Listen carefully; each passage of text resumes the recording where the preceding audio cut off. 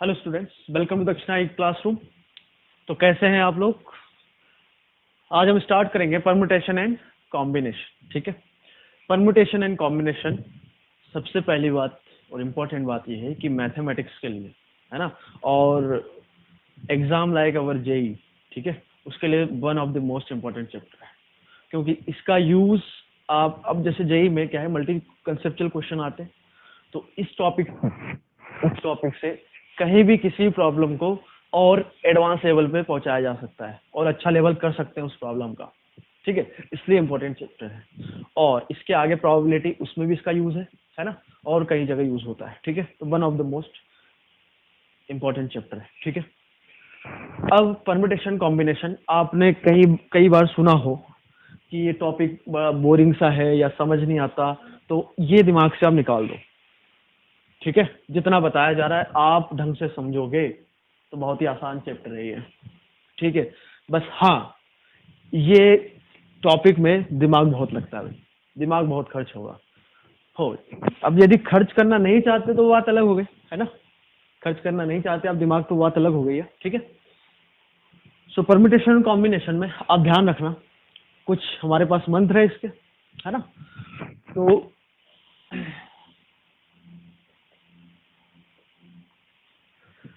इसमें आप सबसे पहले तो focus, feel and then solve, ये तीन चीजें। प्रॉब्लम क्या है उस पर आप ध्यान दो, है ना, अच्छे से पढ़ो। एक बार नहीं समझ में आ रहा, 2 बार पढ़ो, 3 बार पढ़ो। ठीक है, अब वो क्या बोलना चाह रहे हैं उसको आप फील करो, देन आप प्रॉब्लम को सॉल्व कर सकते हो।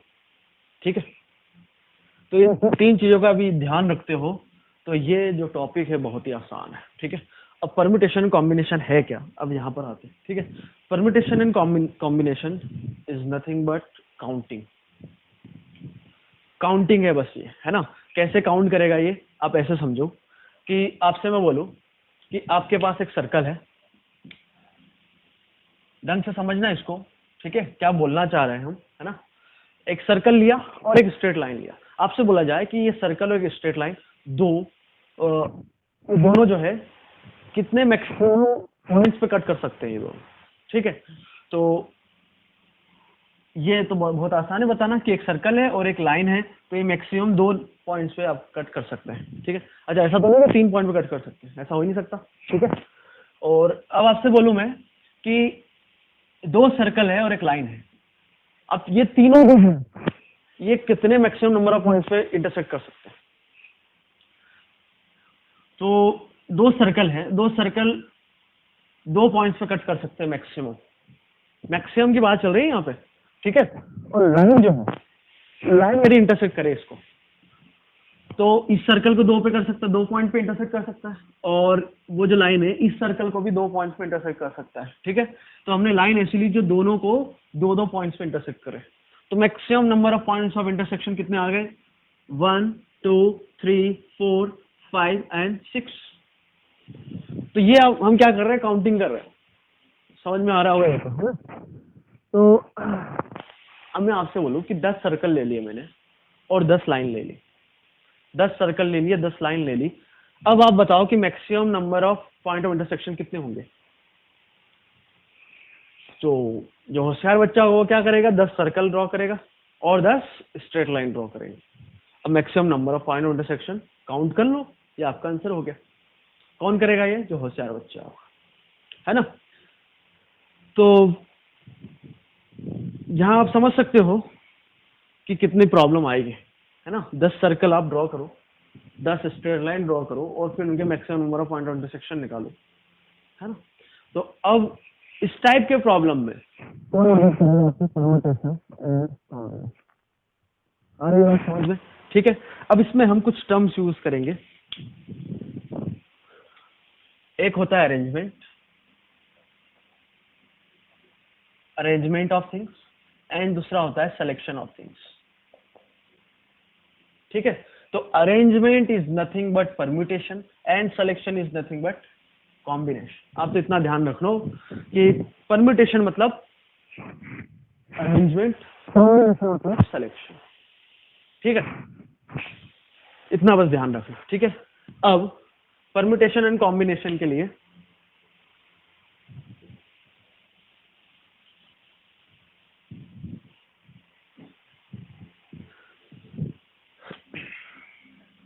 फंडामेंटल रूल्स ऑफ काउंटिंग, ठीक है।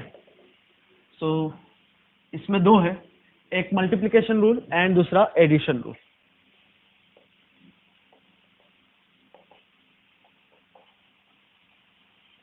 एंड एडिशन, ठीक है। बहुत ही आसान तरीके से हम इसको समझेंगे। देखो, अब मान लो ये हैदराबाद है ना, एच मतलब हैदराबाद, जी मतलब गोवा, और ले लिया हमने बॉम्बे, बी, ठीक है। एच मतलब हैदराबाद, जी गोवा, बी बॉम्बे, ठीक है। अब हैदराबाद से गोवा जाने के रास्ते आपके पास, मान लो हैदराबाद से गोवा जाना है ना, तो आपके पास कुछ रास्ते हैं, ये 3 रास्ते हैं, ठीक है। By air, by road and by train. मान लो 3 रास्ते हैदराबाद से गोवा जाने के, एंड गोवा से बॉम्बे जाने के मान लो 4 रास्ते हैं आपके पास। कितने रास्ते हैं? 4। बाय एयर है ना, by road, by train and by, ठीक है। तो आपसे बोला जाए कि आपको हैदराबाद से बॉम्बे जाना है, आपको हैदराबाद से बॉम्बे जाना है, तो जो ये दिख रहा है इसमें उसको गोवा के थ्रू जाना ही पड़ेगा। यदि उसको हैदराबाद से बॉम्बे जाना है तो वाया गोवा जाना पड़ेगा, ठीक है। तो आपसे पूछा जाए कि total number of ways Hyderabad से बॉम्बे जाने के रास्ते कितने होंगे, हैदराबाद से बॉम्बे जाने के रास्ते कितने होंगे, ठीक है। अब कोई क्या करेगा, बात को समझना, ठीक है। मान लो वो इस रास्ते से जाता है, हैदराबाद से गोवा इस रास्ते से जा रहा है, देन फिर गोवा से बॉम्बे इस रास्ते से भी जा सकता है, इससे भी जा सकता है, इससे भी जा सकता है, इससे भी जा सकता है। तो इधर से ये एयर से गया हैदराबाद से गोवा, और इसके बाद इसके पास कितने रास्ते हैं? 4, ठीक है, ठीक है। अब इससे जाएगा या फिर इससे जाएगा, रोड से गया वो, फिर इधर कितने रास्ते होंगे जाने के, गोवा से बॉम्बे 4, इधर से वो ट्रेन से जाए, फिर इधर से वो इन 4 रास्तों में से किसी से भी चले जाए, ठीक है। कितने रास्ते हो रहे हैं? फिर 4। तो टोटली कितने तरीके से जा सकता है? 4 + 4 + 4 दैट इज 12, ठीक है। और इसको लिखने का तरीका हम ऐसे लिख सकते हैं कि हैदराबाद से वो गोवा 3 रास्तों से जाए, और गोवा से बॉम्बे 4 रास्तों से जा रहा है, ठीक है। तो यदि हैदराबाद से बॉम्बे जाना है और वाया गोवा जाना है, तो हम उसको सीधा 3 × 4 भी लिख सकते हैं क्या, ठीक है। तो यहां इंटू लगा दिया, यही आपका मल्टीप्लिकेशन रूल हो गया, यही आपका मल्टीप्लिकेशन रूल हो गया। बात समझ में आ रही है? और ये जो लिखा हुआ है ये आपका एडिशन रूल हो गया। फोकस, फील, ठीक है। ये फील कर पा रहे हो कि 3 × 4 और इसमें फर्क क्या है, 4 + 4 + 4 में फर्क क्या है दोनों में, ठीक है। अब यदि फिर भी नहीं समझ में आ रहा है तो हमारे पास और भी तरीके समझाने के। देखो ऐसे समझो इसको कि यदि हैदराबाद से बॉम्बे जाना है उसको, तो गोवा के थ्रू तो जा ही रहा वो, तो यहां पर लगी हुई है कंडीशन, यहां पर क्या लगी हुई है? कंडीशन। बात समझ में आ रही, ठीक है। या फिर ऐसे बोलो कि Hyderabad to Goa and Goa to Bombay, क्या यूज किया हमने? एंड। तो कंडीशन हो या फिर एंड हो तो वो क्या होता है आपका, उसमें क्या लगाना होता है? Multiplication rule. और हमने जो ये बताया था, ये कैसे बताया था कि हैदराबाद से वो गोवा जो है बाय एयर जा रहा है, या फिर बाय रोड जाएगा, या फिर ट्रेन से जाएगा। अच्छा, ऐसा तो नहीं हो सकता कि एक ही समय पे वो तीनों से चला जाए, मतलब बाय रोड, बाय एयर और बाय ट्रेन, एक ही समय पे तीनों से जा सकता है क्या वो? ऐसा तो नहीं हो सकता क्योंकि इंसान एक ही है ना। तो यहाँ पर क्या है कि वो एयर से जाएगा या बाय रोड जाएगा या बाय ट्रेन जाएगा। तो यहाँ क्या लगा हुआ है, यहाँ उसके पास ऑप्शंस है या फिर क्या लगा दिया हमने, और एक ही बात है। तो बाय एयर फिर कितने रास्ते, 4, बाय रोड फिर कितने रास्ते, 4, बाय ट्रेन फिर कितने रास्ते, 4। तो ये उसके पास ऑप्शन है, इसलिए यहाँ पर क्या लग गया, प्लस, इसलिए एडिशन रूल आ गया। तो ऑप्शंस और हो तो वो हो गया आपका एडिशन रूल, ठीक है।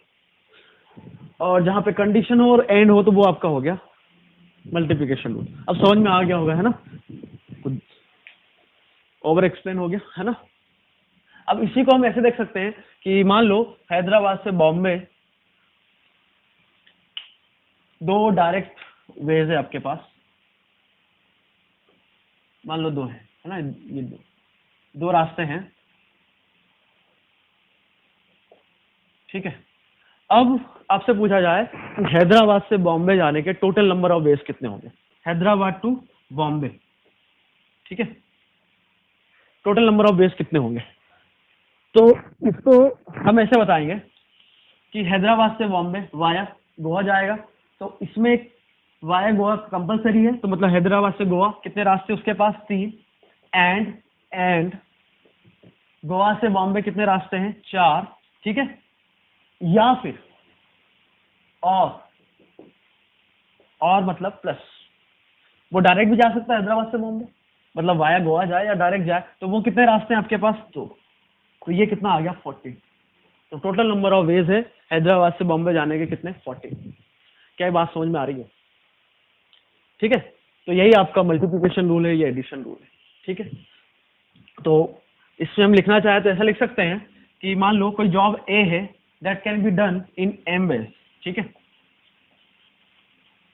And job B that can be done in n ways, ठीक है। और एक हमने जॉब लिया सी, ठीक है। अब सी कब डन होगा, हमने इसको बोल दिया C is said to be completed if A and B,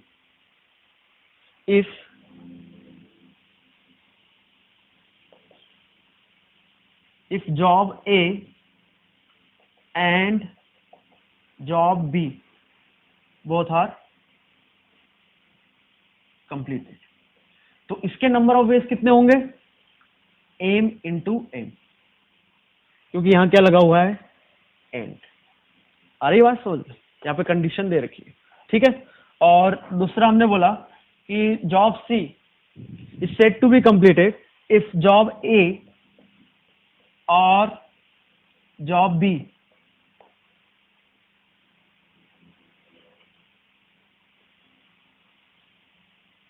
is completed, ठीक है। तो टोटल नंबर ऑफ बेस कितने होंगे यहाँ पे सी के, वो होंगे m प्लस n, क्योंकि यहां पर आप a को कंप्लीट कर दो m बेस से या फिर n को कंप्लीट कर दो n बेस से, ठीक है। तो टोटल नंबर ऑफ बेस हो गए m प्लस n। यही जो बताया गया है उसको हमने ऐसे लिखा दिया, ठीक है। बात समझ में आ गई, ठीक है।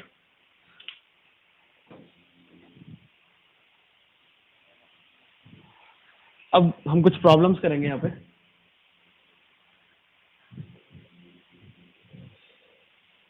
Okay.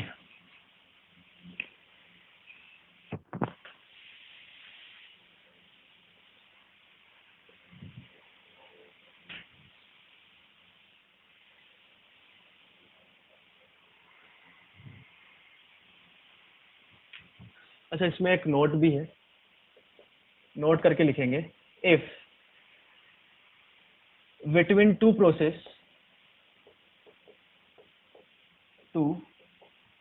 processes order is possible,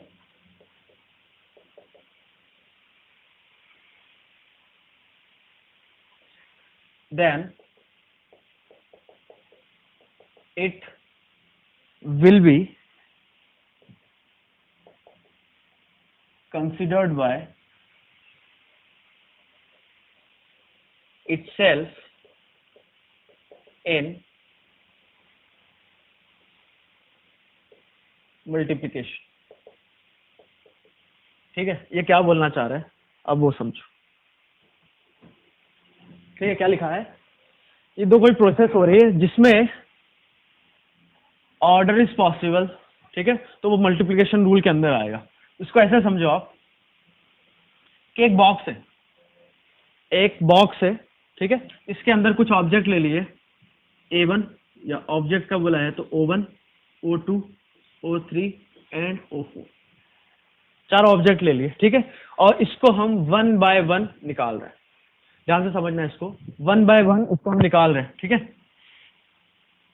और इसमें बोला गया है कि पहले जो ऑब्जेक्ट निकल रहा है ना, उसको हमें एक लाइन में बैठाना है। लाइन में बैठाने का मतलब ये हो गया कि जैसे दो पर्सन है, ए और बी, पहले पे ए को बैठाया फिर बी को बैठाया, फर्स्ट बी को बैठाया देन ए को बैठाया, तो दोनों अलग अलग चीजें हो गई। लाइन में बैठाने का मतलब ये है। आ रही बात समझ में, ये दोनों अलग अलग चीजें हो गई, क्योंकि पहले ए आ रहा है, या ऐसे बोलो कि लेफ्ट में ए आ रहा है राइट में बी आ रहा है इस केस में, और इधर लेफ्ट में बी आ रहा है राइट में ए, तो अलग अलग चीजें हैं ये, ठीक है। तो आपको बोला जाए कि इनमें से दो ऑब्जेक्ट निकालना है एक के बाद एक और लाइन में बैठाना है। तो अब वो क्या क्या हो सकता है, पहले O1 आ जाए फिर O2 आ जाए, ये हो सकता है, फिर O2 आ जाए O3 आ जाए, O3 आ जाए पहले फिर O4 आ जाए, ऐसा चलता रहेगा, है ना। तो ये टोटल नंबर ऑफ वेज कितने होंगे, ठीक है। इसको समझने के लिए हम देखो ऐसे कि इसमें से दो ऑब्जेक्ट निकालना है, पहले यहाँ किसी को बैठाना है फिर उसके बाद दूसरे को बैठाना है ना। तो चार ऑब्जेक्ट में से एक हमने फर्स्ट पोजीशन के लिए ले लिया, तो इन चार में से कोई भी आ सकता है। मान लो ऑब्जेक्ट 1 आ गया, है ना, यहां पर, ठीक है, इन चार में से कोई भी एक ले लिया, ठीक है। अब सेकेंड पोजीशन पे चार में से एक तो गया, यहां पर आ गया ना, बचे कितने, तीन। अब तीन में से यहां कोई भी आ सकता है, ठीक है। और ऑब्जेक्ट हमें कितने निकालना है, दोनों निकालना है, एक के बाद एक। मतलब क्या है यहाँ पर कंडीशन, यहाँ पर क्या है कंडीशन, कंडीशन है मतलब इनटू कर दो, तो टोटल नंबर ऑफ वेज कितने हो गए आपके पास 12। अब यहाँ जो वर्ड हमने यूज किया था ऑर्डर, ऑर्डर मतलब O1 O2 लू में, और पहले O2 ले फिर O1 ले, ये दोनों चीजें अलग अलग है। O2 O1 O1 O2 ये अलग अलग चीजें हो गई, समझ पा रहे हो, ठीक है। अब ये 12 यदि आपको काउंट करना है, मैंने पहले ही बोल रखा है कि परम्यूटेशन कॉम्बिनेशन जो काउंटिंग को है वो बड़ा आसान बना देता है। यदि आप चाहते हो कि इसको हम काउंट कर ले टोटल नंबर ऑफ केसेस, बिल्कुल कर सकते हो। यहाँ पे O1 लिया तो इधर O2 तो आ गया, ठीक है। फिर चलो काउंट करके बता देते हैं, O1 फिर आ जाएगा O3, फिर आ जाएगा O4, फिर O2 लिया तो इधर O1 O2, अच्छा O2 तो ऑलरेडी इधर है, O3 और ये O4, फिर O3 O1 O3 O2, ठीक है। फिर लास्ट में आ जाएगा O4 O3, इस टाइप से। तो यहाँ से यहाँ तक आप काउंट करो तो कितने हैं ये 12, ये आपको बता रहे हैं। तो ये कितना आसान है कंपेयर टू ये। अब मैं मान लो इसमें ऑब्जेक्ट 10 ले लो, तो मान लो ऑब्जेक्ट इसमें मैं 10 ले लूँ बॉक्स में, और एक के बाद एक निकालना है, O1 से लेके O10 तक 10 ऑब्जेक्ट है। अब एक के बाद एक दो ऑब्जेक्ट निकालना है, उनको लाइन में बैठाना है, तो total number of ways, total number of तरीके कितने होंगे ऐसे निकालने के, एक के बाद एक और लाइन में बैठाना है। तो अब ऐसा तो नहीं करोगे कि काउंट कर लिया फिर पूरे, अब ऐसे करेंगे। तो कितने नंबर ऑफ वेज होंगे वो देखो। तो फर्स्ट पोजीशन पे इस बॉक्स में 10 ऑब्जेक्ट हैं, तो 10 में से पहले में किसी को भी बैठा दिया यहाँ पर। अब एक ऑब्जेक्ट तो आ गया, बचे कितने 9, तो सेकंड पोजीशन पे 9 में से कोई भी एक आ सकता है, ठीक है। अब दोनों होना चाहिए क्योंकि दोनों ऑब्जेक्ट निकाल रहे, पहला भी और दूसरा भी, तो कंडीशन है यहाँ पे। ऐसा तो नहीं कि पहला निकाल दिया दूसरा निकाले नहीं निकाले, ऑप्शन तो नहीं है ना। तो यहाँ क्या आएगा मल्टीप्लीकेशन, मल्टीप्लीकेशन। अरे बात समझ कि टोटल नंबर ऑफ कितने हो गए 90। अब ऐसे आप काउंट करना चाहते हो तो क्या कर सकते हो क्या, नहीं कर सकते, है ना। करने का तो हम काउंटिंग बिल्कुल मिलियन बिलियन ट्रिलियन तक कर सकते हैं, है ना, बट नहीं करेंगे। तो आप बोलोगे सर आप आपने ऐसा कैसे बोल दिया कि हम काउंटिंग नहीं कर सकते, है ना। ओके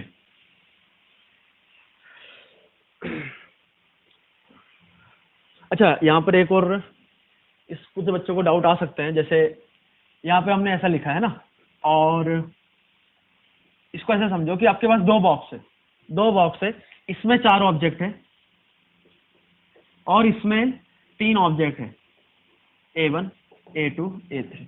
इसमें से एक ऑब्जेक्ट निकालना, इसमें से एक ऑब्जेक्ट निकालना, ये अलग कहानी हो गई। जैसे इसमें से एक ऑब्जेक्ट निकालने का तरीका 4, इसमें से एक ऑब्जेक्ट निकालने का तरीका 3, तो टोटल कितने नंबर ऑफ वेज हो गए? तो आपको 2 ऑब्जेक्ट निकालना है। क्वेश्चन ये है कि 2 ऑब्जेक्ट निकालना है, एक इससे और एक इससे, तो टोटल नंबर ऑफ वेज कितने होंगे? वो भी 12 ही होंगे।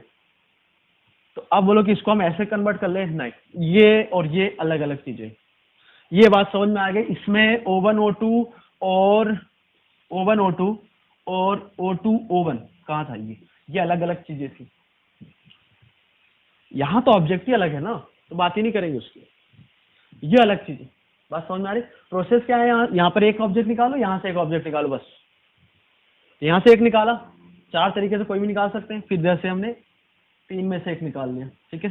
तो 4 × 3, टोटल नंबर ऑफ वेज कितने हो गए? 12, ठीक है।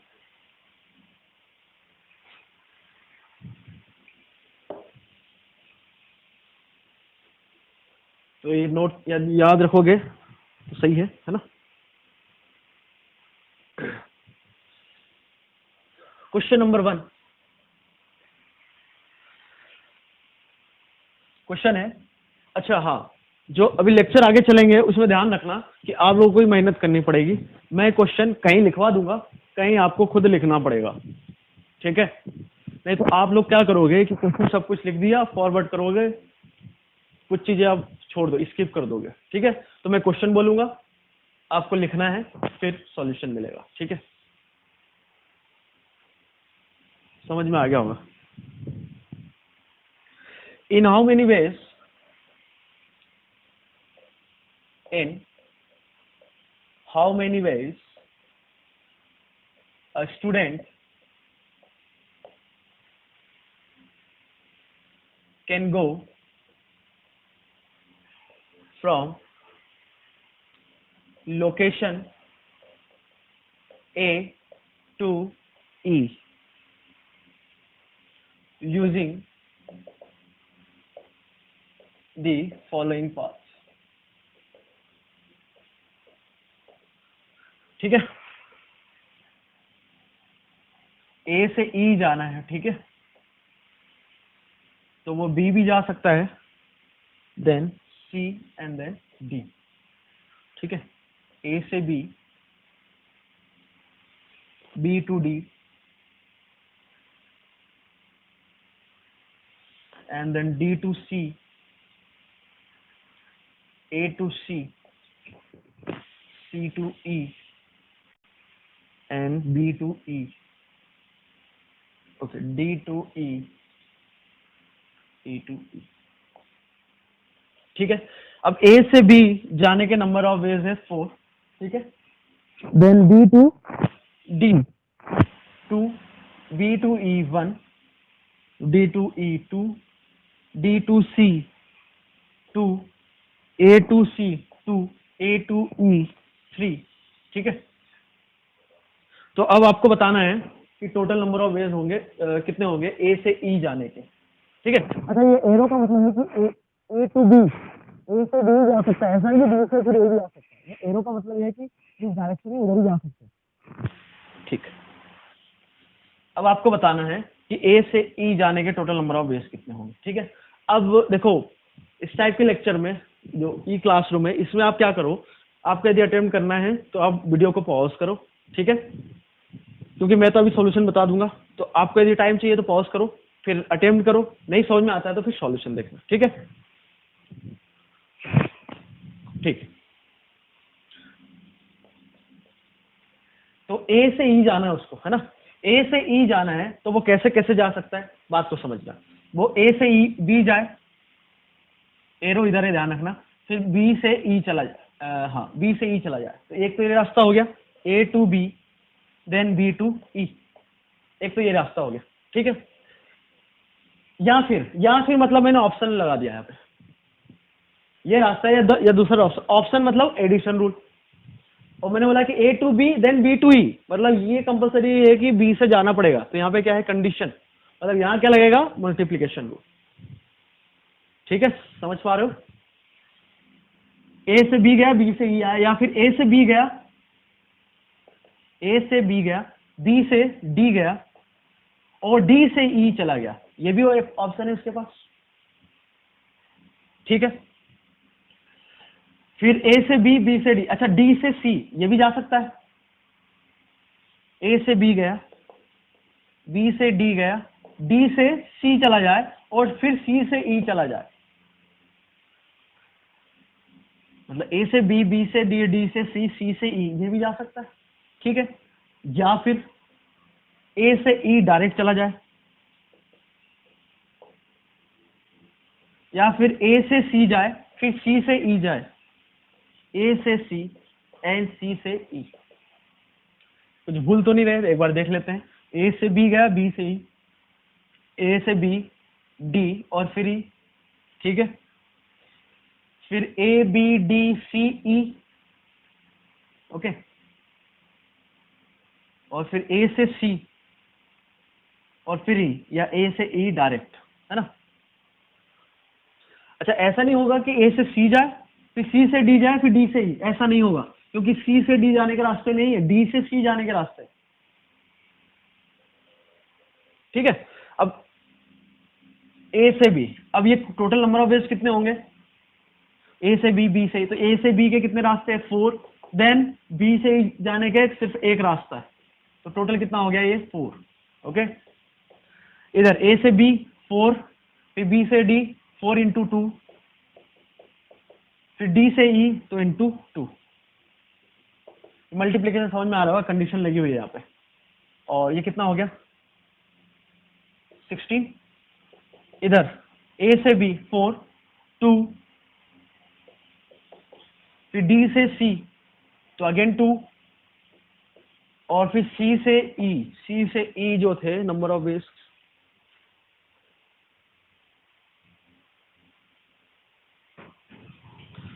ये हमारे पास 1 दे रखा है ना, तो C से E फिर 1, तो ये कितना हो गया आपका? 4 2 2 1। ठीक है, ये हो गया 16। ठीक है, A से E जाने का रास्ता कितना है? 3, फिर A से C और C से E 2 इंटू 1, तो ये हो गया 2।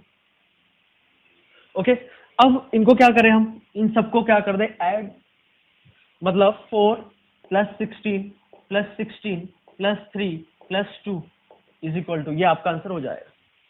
इनको ऐड क्यों करें? क्योंकि ये सब ऑप्शन है, मतलब A से E ऐसे जा सकता है, या फिर ऐसे, या फिर ऐसे, या फिर ऐसे। अब मल्टीप्लिकेशन और एडिशन रूल आपको समझ में आ जाना चाहिए, है ना। अब इसके बाद चीजें रिपीट नहीं की जाएगी बार बार। ठीक है, ओके। यदि नहीं समझ में आ रहा है तो फिर से एक बार स्टार्टिंग से आप वीडियो देखो, है ना। तो ये सब जो है A से E जाने के, ये सब आपके पास ऑप्शंस है। A से E जाने के अलग अलग ऑप्शंस है आपके पास, तो इन सबको क्या करना पड़ेगा? ऐड। ऑप्शन है मतलब एडिशन रूल। ठीक है, तो ये कितना आ गया? 32 plus 4 36 plus 3 39 plus 2 41, so 41 is your answer. Okay,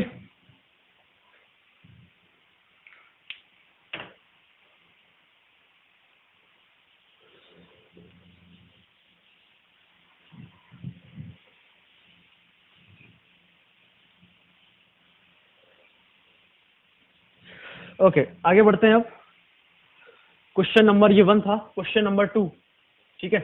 question है देयर आर 5 बसेस, आपको लिखना पड़ेगा खुद। ठीक है, देयर आर 5 बसेस फ्रॉम,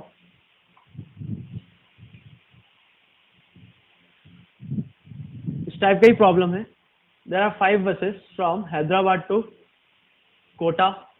ठीक है, हैदराबाद से कोटा कितने रास्ते हैं? 5। And 4 from Kota to Delhi. ठीक है, हैदराबाद से कोटा जाने के 5 रास्ते हैं और कोटा से दिल्ली जाने के कितने रास्ते हैं? 4 रास्ते हैं। तो इसको हम जैसे अभी बताया था कि हैदराबाद, कोटा और दिल्ली। ठीक है, तो इधर कितने रास्ते हैं? 5। जो अभी हमने एग्जांपल लिया सबसे पहले उसी टाइप का एक प्रॉब्लम है। ये टोटल कितने? 5 रास्ते। देन इधर कितने हैं? 4। ठीक है, तो क्वेश्चन है आपके पास हैदराबाद से दिल्ली जाने के रास्ते कितने होंगे। और सेकेंड क्वेश्चन है कि हैदराबाद से दिल्ली जाए एंड देन दिल्ली से हैदराबाद आए वापस, मतलब रिटर्न ट्रिप के टोटल नंबर ऑफ वेज कितने होंगे। बात समझ में आई? हैदराबाद से दिल्ली एंड देन हैदराबाद से दिल्ली एंड देन दिल्ली से हैदराबाद रिटर्न ट्रिप। तो आसान है ये भी। हैदराबाद से दिल्ली जाने के रास्ते कितने हो गए? इधर कितने? 5, इधर कितने? 4। तो टोटल नंबर ऑफ वेज हो गए 5 × 4 दैट इज 20। सिंपल। वाया उसको कोटा जाना पड़ेगा कंपल्सरी। ठीक है, इसे अब हैदराबाद से दिल्ली जाए और दिल्ली से हैदराबाद जाए तो इसके नंबर ऑफ वेज कितने होंगे? हैदराबाद से दिल्ली गया। अच्छा, इसको आप ब्रेक कर लो इस प्रॉब्लम को।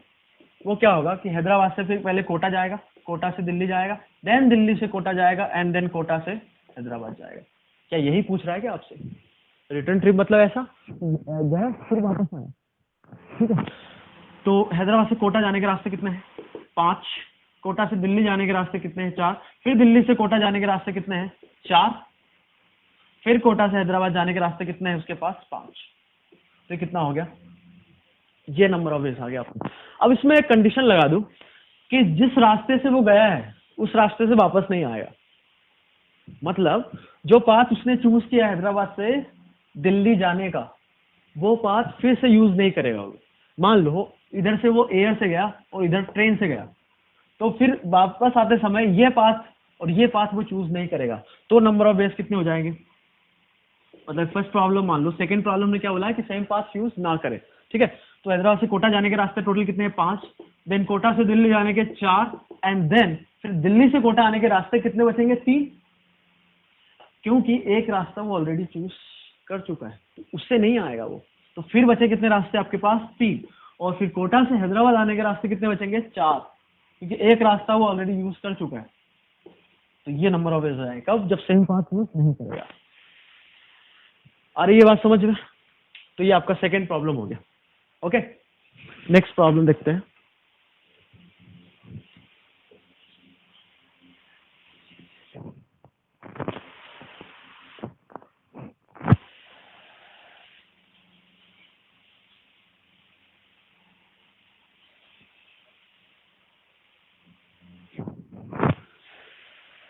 नेक्स्ट क्वेश्चन है, in how many ways student can join individual classes for physics and chemistry, okay, such that there are 4 options in the morning. In how many ways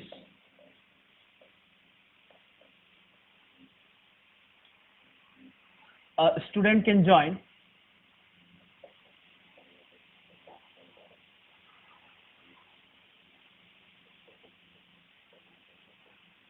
individual classes for physics and P means physics and C means chemistry, such that there are 4 options in the morning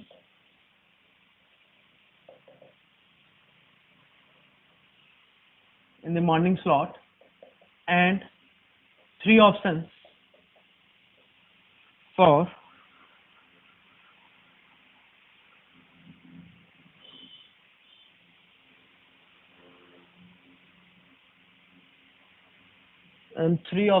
for physics in the evening slot, such that first part है इसका। अच्छा, यहाँ जो है 4 options for chemistry in the morning slot, okay, और 3 option physics के हैं evening slot में। ठीक है, सच दैट फर्स्ट पार्ट है he will join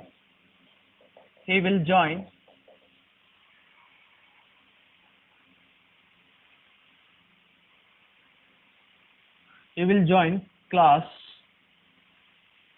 of only one subject. ठीक है, और सेकंड क्वेश्चन आपसे पूछा गया है he will join the class of both the subject.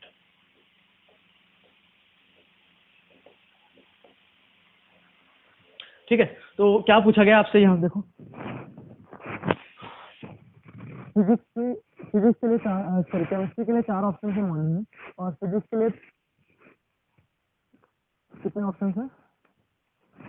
3 option, 3 और 4। ठीक है, तो मॉर्निंग में 4 स्लॉट है केमिस्ट्री के, और इवनिंग में फिजिक्स के लिए 3 स्लॉट है। ठीक है, तो he will join class of only one subject. यदि उसको एक ही सब्जेक्ट की क्लास यदि ज्वाइन करवानी है तो क्या क्या हो सकता है कि या फिर वो केमिस्ट्री की क्लास ज्वाइन करे, या मतलब बोलने का मतलब यहाँ पे ऑप्शंस दे दिए आपको, या तो केमिस्ट्री क्लास ज्वाइन करेगा या फिर फिजिक्स की, तो एडिशन रूल। तो आंसर इज 3+4 सिंपली, या 4+3, मतलब केमिस्ट्री।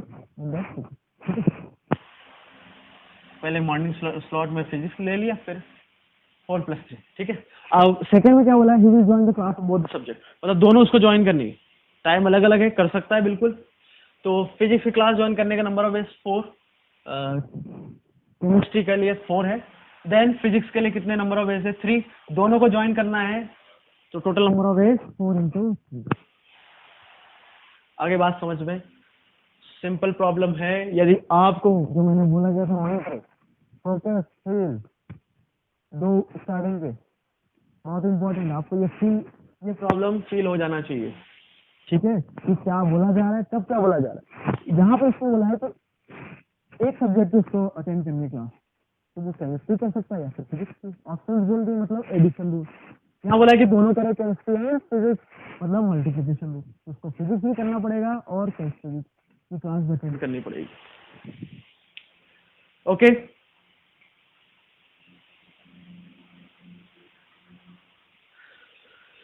ठीक है भाई, आगे बढ़ते हैं।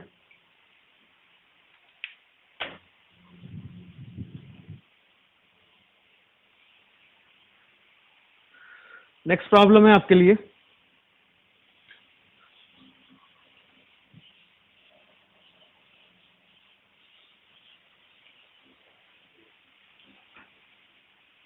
क्वेश्चन नंबर 4, आई थिंक 4 है। ठीक है, क्वेश्चन है how many 4 digit number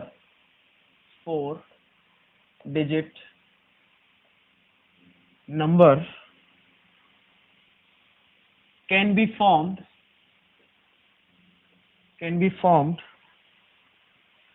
using the digits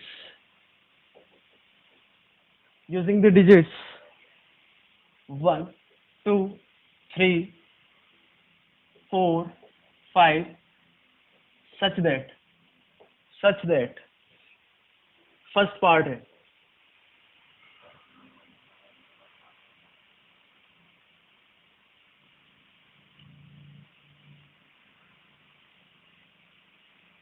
एक minute, how many 4 digit number के लिए 4 डिजिट। सो फर्स्ट पार्ट है इसका total number of numbers,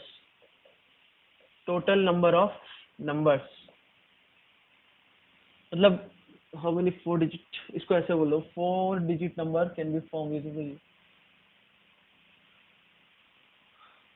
how many हटा दो, 4 डिजिट नंबर है ना, आपको 5 डिजिट दे रखे हैं, अब 4 डिजिट का नंबर बताना है। तो सबसे पहला पार्ट है टोटल नंबर ऑफ नंबर्स बताना, ठीक है।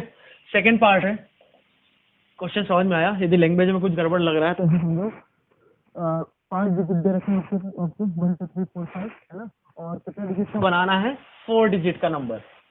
तो सबसे पहला क्वेश्चन है टोटल नंबर ऑफ नंबर्स, ठीक है। देन सेकंड है टोटल नंबर ऑफ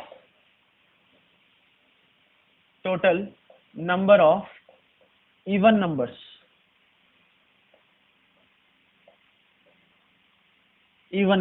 ठीक है। थर्ड पार्ट है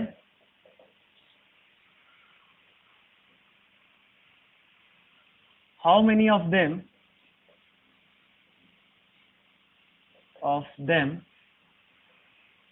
are divisible by 3. Fourth question है how many of them are divisible by 6, then 5, 4, 12 and 9. 4, 5, 6, 7 and 8 और एक और पार्ट है इसका 9.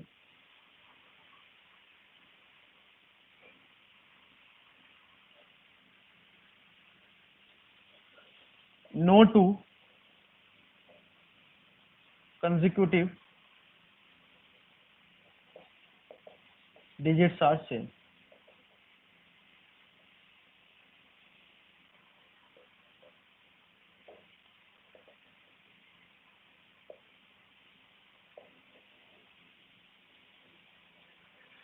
ओके तो क्या है प्रॉब्लम देखो 5 डिजिट है आपके पास 1 2 3 4 5 4 डिजिट के नंबर बताना. सबसे पहले टोटल नंबर अलग अलग पार्ट है. ठीक है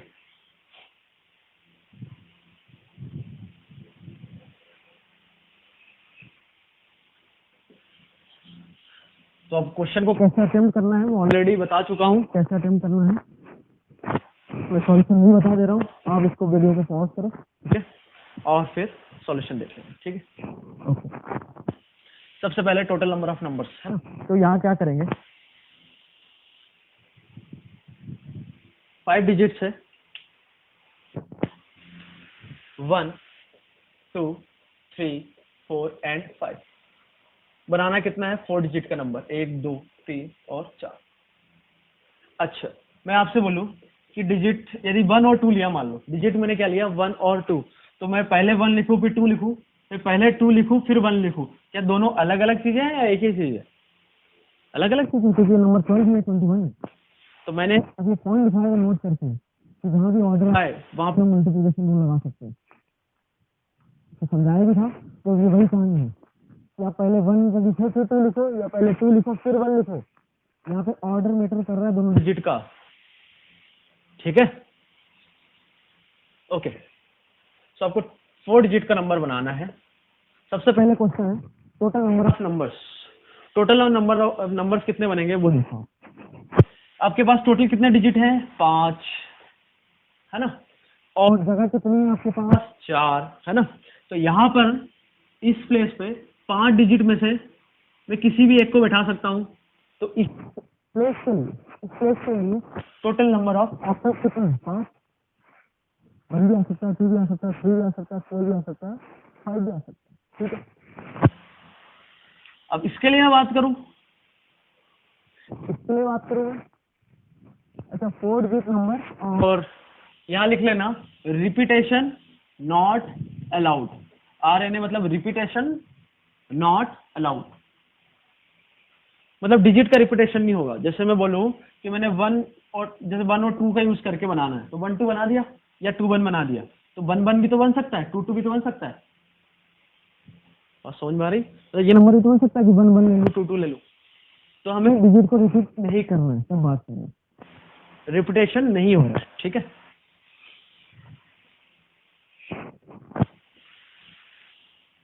रिपीटेशन नहीं हो रहा है. ठीक है तो यहाँ पर 5 में से एक डिजिट यहाँ चला गया, बचे कितने 4.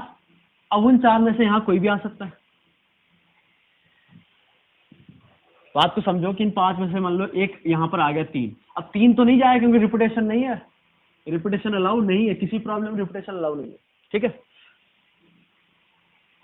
अब यहाँ पे 3 तो चला गया, बचे कितने 4. 4 में से एक कोई भी यहाँ मान लो यहाँ आ गया 2 आ गया. अब टोटल डिजिट आपके पास हाथ में कितने हैं टोटल 5 थे. 2 प्लेस पे 2 चले गए, बचे कितने 3. तो इस प्लेस के लिए कितने हो सकते हैं 3. मान लो वो आ गया 1. अब टोटल 5 में से कितने डिजिट चले गए 3. रिपीट तो करेगा नहीं, बचे कितने 2. तो इस प्लेस पर 2 में से कोई भी एक डिजिट आ सकता है. मान लो वो आ गया आपके पास 5 आ गया, तो एक नंबर बन गया. तो टोटल नंबर ऑफ बात समझ में आ गई. अब टोटल नंबर निकालना है तो ये प्लेस को भी फिल करना है एंड इसको भी एंड इसको भी एंड। बात समझ में आ रही? मतलब यहाँ पर आपके पास कंडीशन दे रखी है कि चारों प्लेस को फिल करना है, मतलब क्या होगा, आपस में ये मल्टीप्लाई होगा। ये मल्टीप्लिकेशन रूल चल रहा है आपका, ये मल्टीप्लिकेशन रूल हो गया। तो टोटल नंबर ऑफ वेज कितने आ गए, 5 इंटू 4 20 इंटू 3 60 इंटू 2 120। आ गई बात समझ में? आ गया समझ में? सेकेंड है total number of even numbers. यदि इवन नंबर बनाना है तो इवन नंबर क्या होते हैं भाई, कि यूनिट प्लेस पे क्या हो जाए, यहाँ भी 4 डिजिट का ही बनाना है, 1 2 3 4। यदि इवन बनाना है तो यहाँ पर जो डिजिट है वो क्या हो जाए, इवन हो जाए, इवन नंबर हो जाएगा वो। तो आपके पास डिजिट है 1 2 3 4 5, तो 2 और 4। तो यहाँ पर आपके पास कितने ऑप्शंस है, 2। अब हम यहाँ से स्टार्ट नहीं करेंगे, हम यहाँ से स्टार्ट करेंगे, क्योंकि हमें 2 या 4 में से यहाँ लाना ही है। 2 और 4 यदि इधर से आप फिल करते गए, 2 और 4 चला गया तो काम हमारा खत्म हो जाएगा। बात समझ में आ रही है? तो 2 या 4 में से यहाँ हमने कुछ लिया, ये 2 कहाँ से आए, 2 या 4 के लिए डिजिट 2 और 4। बात समझ में आ रही? अब 2 और 4 में से एक चला गया, बचे कितने आपके पास, 4 डिजिट, क्योंकि टोटल कितने हैं, 5, 4 बचे। अब यहाँ से फिल कर दो, यहाँ से कहीं से भी कर लो आप। तो यहाँ पर कितने ऑप्शन है आपके पास, 4। फिर एक चला गया, बचे कितने, 3। फिर 4 में से 2 चले गए, बचे कितने, 2, क्योंकि टोटल 5 थे, एक यहाँ चला गया, बचे कितने, फिर 4। फिर 2 चले गए, बचे कितने, 3। फिर 3 चले गए, तो 1 2 या 3, तो कितना, कितने बचे, 2। इन सब का आपस में क्या होगा, मल्टीप्लिकेशन।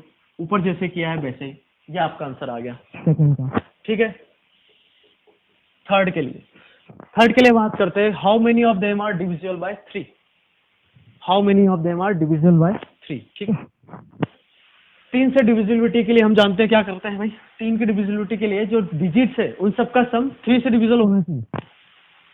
ठीक है, तो आपके पास जो डिजिट है वो है 1 2 3 4 और 5। ये कितना है, 3 3 6 10 15।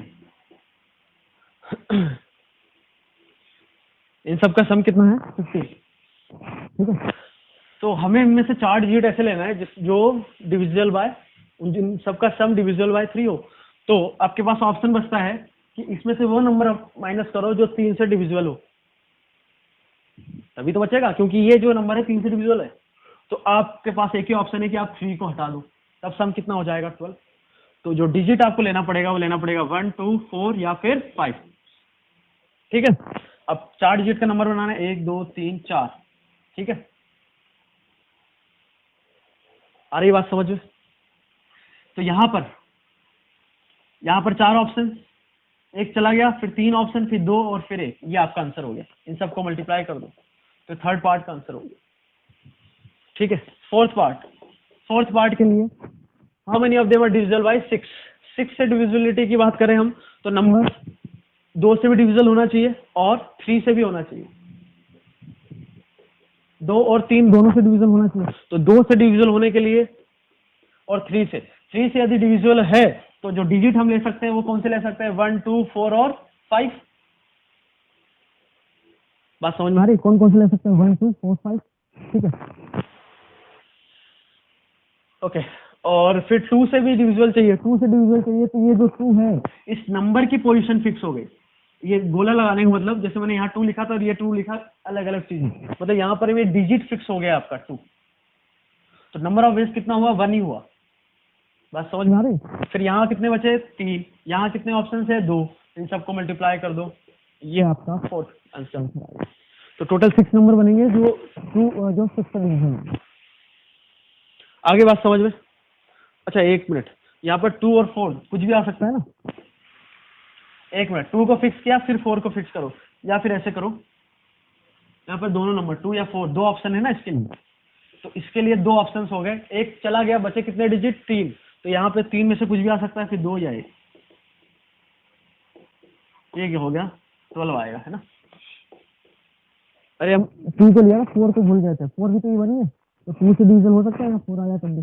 ठीक है, फिफ्थ पार्ट है 5 से डिविजिबल। 5 से भी डिविजिबल है तो यूनिट प्लेस पे क्या आना चाहिए, उसको 5 आना चाहिए, बस काम खत्म हो गया। तो यहाँ 5 को फिक्स कर दिया।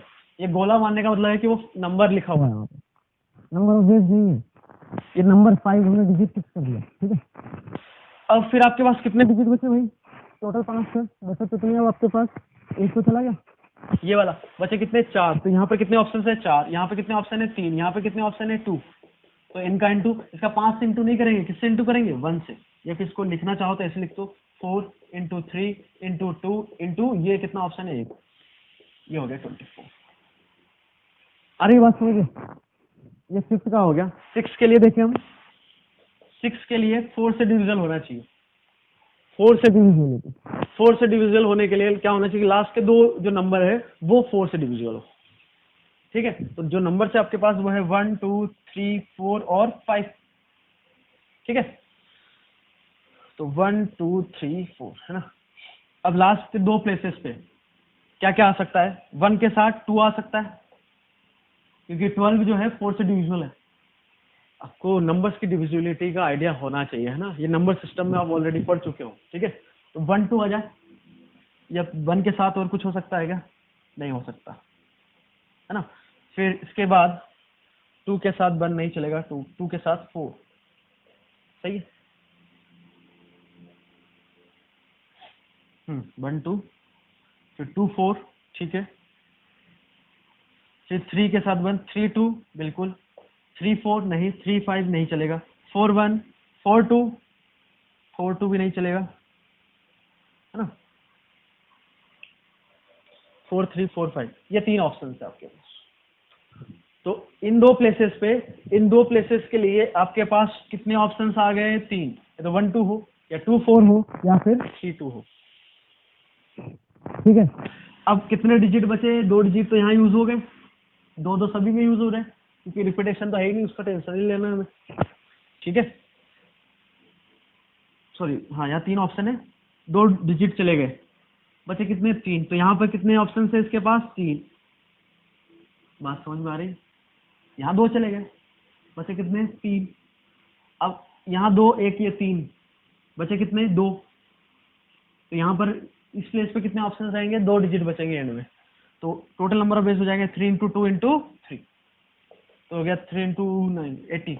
80 नंबर ऑफ बेस हो गए। ठीक है, 7।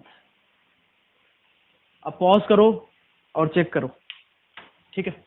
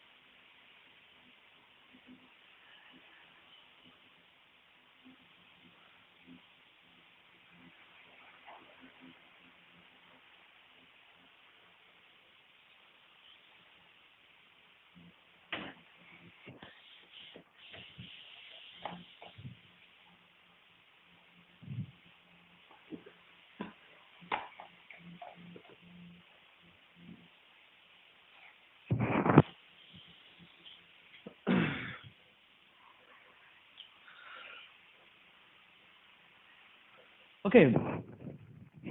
यहाँ पर 3 2 लिया हमने, 4 के साथ 4 2 नहीं आया, 5 के साथ 5 2। ये तो 4 से डिविजन है ना, तो यहाँ पे आपके पास कितने ऑप्शन रहेंगे? 4। बाकी ये सेम रहेगा, तो ये हो गया 24। यहाँ पे 5 2 भी आएगा ना, जो 4 से डिविजन। ठीक है, ओके। 6 हो गया 7th पार्ट, जो 12 से डिविजन हो। 12 से डिविजिबिलिटी के लिए हम बात करेंगे, कौन सा पार्ट है? 7th part. ठीक है, तो 12 से डिविजल होने के लिए नंबर क्या हो? 4 से डिविजिबल हो और 3 से डिविजिबल हो। तो 3 से डिविजिबिलिटी के लिए हमारे पास जो डिजिट्स बचेंगे, हमने किसी ऑप्शन में किया है, कौन सा था? 3rd part. उसमें 3 से डिविजल होने के लिए यहाँ पे 3 नहीं आ सकता, तो आपके पास डिजिट बचते हैं फिर 1 2 4 और 5। अच्छा, यहाँ समझ में आ गया? 52 हम ये एक भूल गए थे लिखना, है ना, इसलिए यहाँ पे 4 ऑप्शन हो जाएंगे फिर, बाकी पूरी कहानी सेम रहेगी। 4 ऑप्शन हुए, ऑप्शन 4 है, यहाँ पे डिजिट तो 2 यूज हो रहा है ना, इसमें कोई सा भी केस डिजिट तो 2 यूज हो रहा है। इसमें 1 2 4 5 है ना, इसमें थोड़ा सावधानी से देखो कि लास्ट के 2 डिजिट जो है 4 से डिविजल होना चाहिए। तो क्या क्या हो सकता है, 1 2 2 4 और 5 2। इसमें से जो 3 2 है, जहाँ पे 3 आ रहा है वो हटा दिए। तो यहाँ पर कितने ऑप्शन है, इन दोनों को मिला के 3, इन दोनों प्लेस पे 3 ऑप्शन है। डिजिट कितने यूज हो रहे हैं, 2, बचे कितने, टोटल 4 है, बचे कितने, 2। तो इसके लिए 2 ऑप्शन, इसके लिए 1 ऑप्शन, इसके लिए 3। तो ये कितना हो गया टोटल नंबर ऑफ वेज, ठीक है। ये आपका हो गया 7th पार्ट। अब 8th पार्ट आता है। 8th पार्ट में क्या बोला इसने, जो नंबर 9 से डिविजिबल है, यदि 9 से डिविजिबिलिटी का क्राइटेरिया क्या होता है कि डिजिट का सम 9 से डिविजिबल हो, तो 1 2 3 4 5 इन सब का सम कितना है, 6। यदि 9 से डिविजिबल होना चाहिए तो इनका सम क्या हो सकता है, 9 ही पॉसिबल है, जो सम में बढ़ तो नहीं सकता। तो सम नहीं चाहिए, सम कितना चाहिए हमें, 9, ठीक है। डिजिट है ये 1 2 3 4 5, तो इसमें से हमें इसको माइनस करना पड़ेगा, तब 9 आएगा। और डिजिट हटाना है तो कम से कम 5 हटा सकते हैं, तो सम कितना बचेगा, 10। तो 9 कभी पॉसिबल है ही नहीं। तो टोटल नंबर ऑफ वेज 0, क्योंकि जो 4 डिजिट आप कोई से भी ले लो उनका सम कभी नहीं हो सकता, ठीक है। 9th part, no 2 consecutive digits are same. वो क्या बोल रहा है, क्वेश्चन को समझना। कंसेक्यूटिव डिजिट्स कोई भी सेम नहीं होना चाहिए, मतलब ऐसे समझो इसको, 9th पार्ट को जैसे 4 डिजिट बनाना है, 3 4, ठीक है। यहां मैंने 9 लिया और यहाँ 8 ले लिया, चल जाएगा। बट यहाँ 8 ले लूँ तो नहीं चलेगा, क्योंकि कोई भी कंसेक्यूटिव डिजिट सेम नहीं होना चाहिए, मतलब 8 और 8 नहीं चलेगा। 8 के बाद, बात समझ में आ गई, 8 के बाद मैं 7 ले लूँ, फिर मैं 9 ले लूँ, चल जाएगा। ये कंसेक्यूटिव थोड़ी ना, यहाँ 8 ले लूँ वो भी चल जाएगा। मतलब 2 कोई भी कंसेक्यूटिव डिजिट सेम नहीं होना चाहिए, उसने ये बोला। अरे ये बात समझ में, तो बहुत ही आसान है, समझ में इसको कैसे करेंगे। यहाँ कर दे रहा हूँ, 1 2 3 4 डिजिट चाहिए, ठीक है। अब बात को समझना, टोटल आपके पास कितने डिजिट है, टोटल 5 डिजिट है, ठीक है। तो यहाँ इस प्लेस पर 5 में से मैंने कोई भी डिजिट ले लिया, 5 में से कोई भी डिजिट ले लिया। मान लो मैंने ले लिया वो 2 ले लिया, तो इस प्लेस पर 2 नहीं आ सकता, बाकी कुछ भी आ सकता है। तो 2 को छोड़ के कितने ऑप्शन है आपके पास, 4 में से कोई भी डिजिट आ सकता है। बात समझ में आ रही। तो मान लो यहाँ पर क्या आ गया, 1। अब इस प्लेस पे 1 को छोड़ के कोई भी आ सकता है, मतलब कितने ऑप्शन है, सिर्फ 4। यहाँ पे मान लो कुछ आ गया 5, तो 5 को छोड़ के कुछ भी आ सकता है। यहाँ पे कितने ऑप्शन है, 4। तो इसका आंसर कितना हो गया, 5 × 4 power 3। So this is your answer for 9th part. आ रही बात समझ में। यदि ये क्वेश्चन आपको समझ में आता है तो मल्टीप्लिकेशन रूल, एडिशन रूल समझ में आ गया आपको।